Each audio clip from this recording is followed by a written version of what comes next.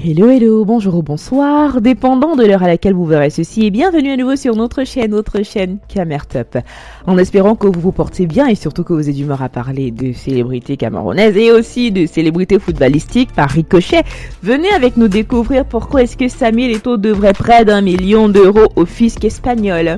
L'actuel président de la Fédération camerounaise de football est sur la liste des débiteurs auprès des finances publiques en Espagne pour un montant de 981 598 euros. L'ancienne superstar du football africain et désormais président de la Fédération camerounaise de football, Samuel, doit près d'1 million d'euros au fisc espagnol, son nom apparaissant sur la liste des débiteurs auprès des finances publiques qui ont publié un rapport du lundi 27 décembre. Eto'o doit en effet, selon ce document, 981 598,19 euros au trésor public espagnol. Intitulé Liste des débiteurs, le document regroupe des milliers de particuliers et d'entreprises représentant une dette supérieure à 600 000 euros auprès du fisc espagnol, un seuil revu à la baisse par rapport à l'ancienne limite d'1 million.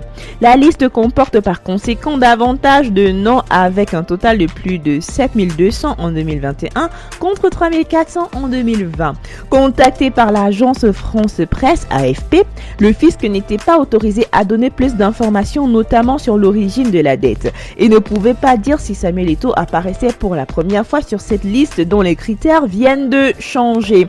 En novembre 2016, la justice espagnole avait requis à l'encontre du Camerounais des peines représentant un total de 10 ans de prison et une amende de 18 millions d'euros, accusant le joueur de ne pas avoir payé 3,9 millions d'euros tirés des droits de l'image lors de sa période au FC Barcelone.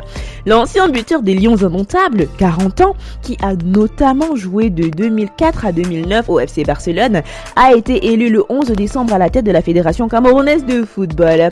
À l'apparition de cette nouvelle sur les réseaux sociaux, plusieurs internautes camerounais étaient persuadés qu'il s'agissait d'un complot de ses détracteurs en perdant à l'élection présidentielle de la FECAFOOT, au point de faire passer des coups de gueule demandant à le laisser tranquille. Mais de toute évidence, il n'en est rien. Il serait juste victime d'une insolvabilité. Chers abonnés, dites-nous ce que vous en pensez en commentaire. Cette dette serait-elle causée par sa victoire à ce haut poste ou alors serait-elle légitime et justifiée? N'oubliez pas qu'en septembre 2020, la star brésilienne du Paris Saint-Germain était devenue le plus mauvais payeur du fisc espagnol. Neymar en l'occurrence, avec une dette de montant de 34 624 268,60 euros. Le trésor public n'avait là non plus pas précisé à quoi correspondait cette dette et si elle était liée à son transfert en 2013 au Barça. Nous voici arrivés à la fin de cette vidéo en espérant que vous avez aimé son contenu. N'oubliez pas de liker, de partager et surtout de nous laisser vos avis en commentaire car bien sûr c'est primordial pour nous.